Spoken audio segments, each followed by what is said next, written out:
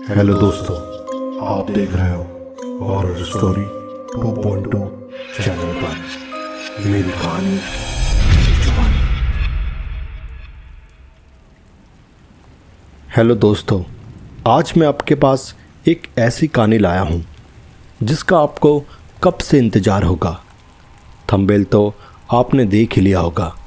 जी हाँ, आज की कहानी वेंडिगो के ऊपर है, जो एक राक्षस का रूप है। लेकिन अभी तक आपने इस चैनल को सब्सक्राइब ना करा हो तो कर लीजिए।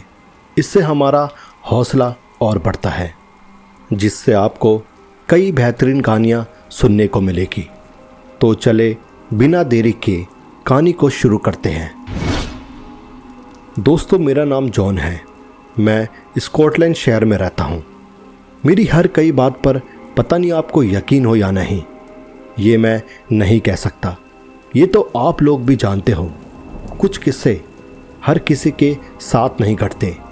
आप में से कुछ लोग तो ज़रूर होंगे जिनके साथ कुछ ऐसा घटा होगा जिन पर लोग विश्वास नहीं करते होंगे। एक ऐसी आपबीती मेरे साथ घटी।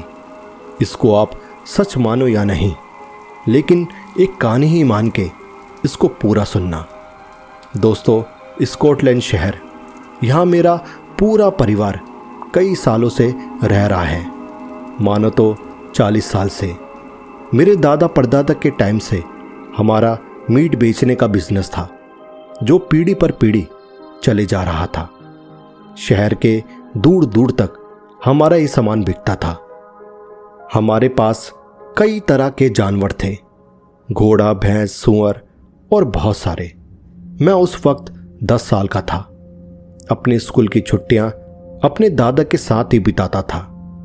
हमारी फैक्ट्री कम से कम 2 एकड़ तक फैली हुई थी, और उस फैक्ट्री से हमारा घर कम से कम 20 किलोमीटर की दूरी पर होगा। शहर से दूर घने जंगल के बीच हमारी फैक्ट्री थी। 50 से 100 लोग वहां काम करते थे। दादाजी भी पूरा वक्त वहीं बिताया करते थे, क्योंकि मेरे दादा पहले एक फॉरेस्ट ऑफिसर हुआ करते थे।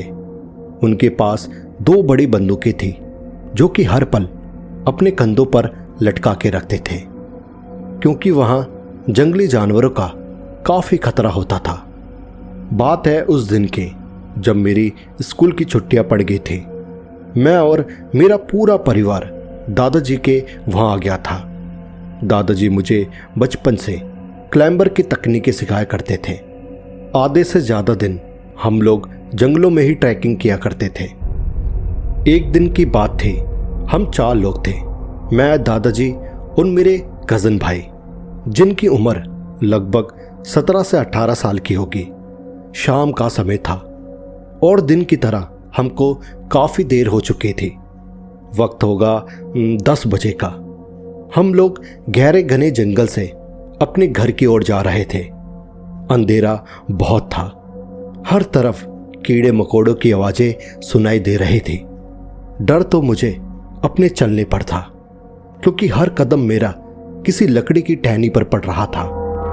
लकड़ी टूटने की आवाज़ से मुझे ऐसा महसूस हुआ मानो कोई मेरे पीछे हो। हम लोग अपनी धुन में चल रहे थे। चलते चलते हमें एक तेज बदबू आई। सच कहूं, उस बदबू से मेरा दम घुट रहा था। ऐसा लगा कोई जानवर कई साल से मरा पड़ा हो। तभी दादाजी को नीचे पड़े पत्तों पर कुछ खून के निशान दिखे।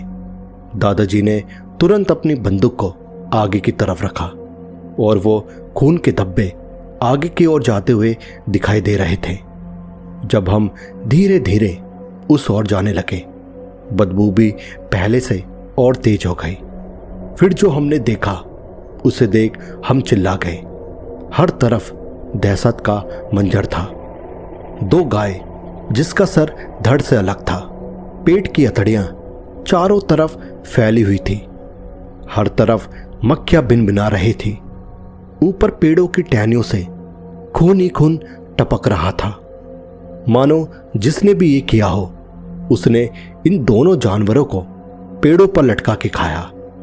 सवाल है, कोई भी इंसान या जानवर इन दोनों भारी भरकम जानवरों को उठा के पेड़ पर नहीं चढ़ा सकता।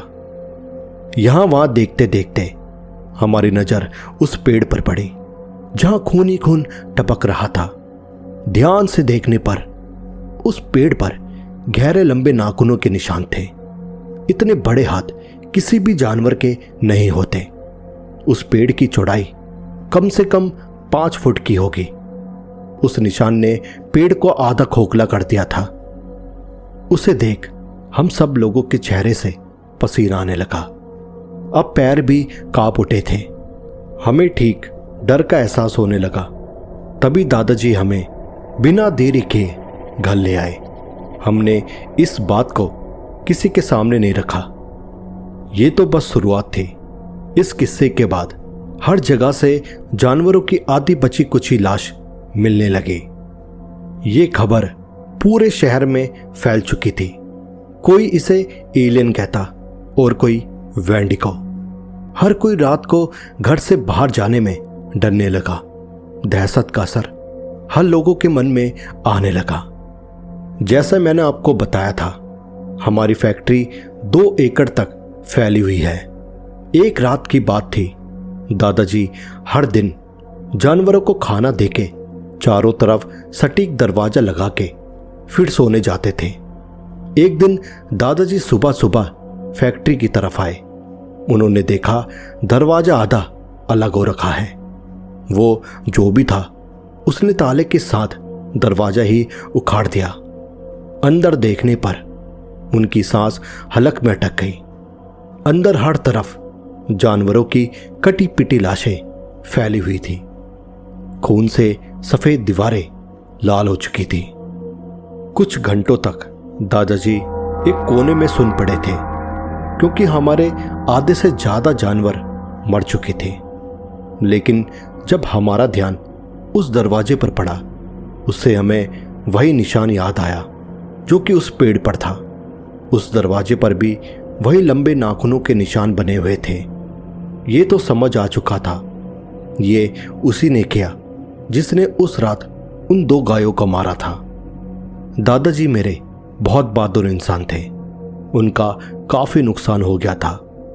उन्होंने उस जानवर को पकड़ने की ठान ली।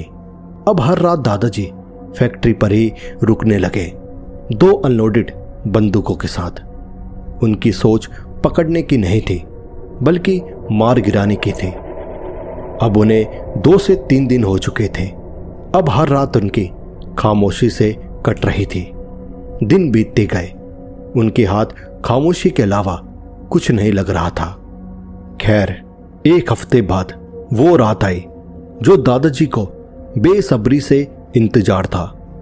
ठीक 2 से 2:30 बजे तक का वक्त था। दादा एक बहुत बड़े पिंजरे में घात लगाए बैठे हुए थे, ताकि वो जब आए तो सीधा वो उसके पीछे से वार करे, क्योंकि वो फैक्ट्री के बैक साइड थे। अब रात थम गई थी। हल्की फुल्की मुर्गियों की चहचहाहट बंद हो गई थी। दादा भी एक कोने में सिर रख के कब सोए, उन्हें पता नहीं चला। फिर एकदम जोर से एक आवाज आई। दादा की आंख एकदम से खुली। वो अपने चारों तरफ देखने लगे। तभी बाहर किसी की घुर्राने की आवाज आने लगी। मानो वो जो भी है, लेकिन वो बहुत गुस्से में था। दादा और उस जानवर के बीच सिर्फ एक लकड़ी का दरवाजा था। उनकी सांसें तेजी से धड़कने लगी। माथे से पसीना बहता जा रहा था। हाथ में बंदूक होने के बाद भी हाथ कांप रहे थे। एक तेज आवाज के साथ दरवाजे का एक हिस्सा अलग हो गया।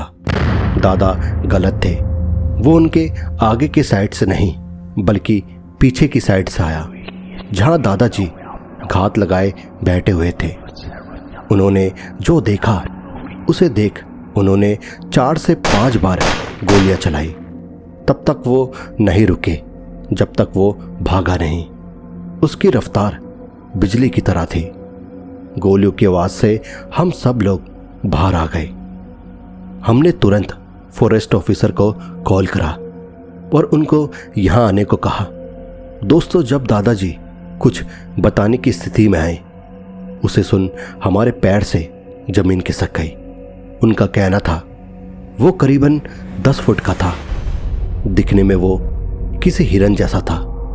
पैर मानो पत्थर के हो, आंखें किसी हैवान की तरह चमक रही थी। मुंह से उसके खून टपक रहा था। मैंने उस पर 7 गोलियां चलाई, लेकिन उसमें से एक गोली उसे लगी। वो हमारी तरह 2 पैरों पर खड़ा था। ऐसा हुलिया मैंने वेंडिको का सुना है। मेरी किस्मत अच्छी थी जो मैं आज बच गया। दोस्तों, मुझे नहीं पता वेंडिको सच में होते हैं या नहीं। अगर दादाजी का कहना सच हुआ तो सबका जीना बहुत मुश्किल हो जाएगा। उस दिन के बाद से 1 महीना जंगल में तलाशी चलती रही, लेकिन उस दिन के बाद से आज तक उसका कोई अता पता नहीं। तो दोस्तों, ये थी जॉन के दादाजी की कहानी। आपको कैसी लगी? और अगर आप चाहते हो इसका पार्ट 2 आए तो मुझे कमेंट करना ना भूलें। मैं लाता रहूँगा ऐसी डरावनी कहानियाँ। चैनल को अभी सब्सक्राइब करें और ज़्यादा से ज़्यादा शेयर करें। अब मैं लौटूंगा एक नई कहानी लेके। तब तक के लिए goodbye and take care.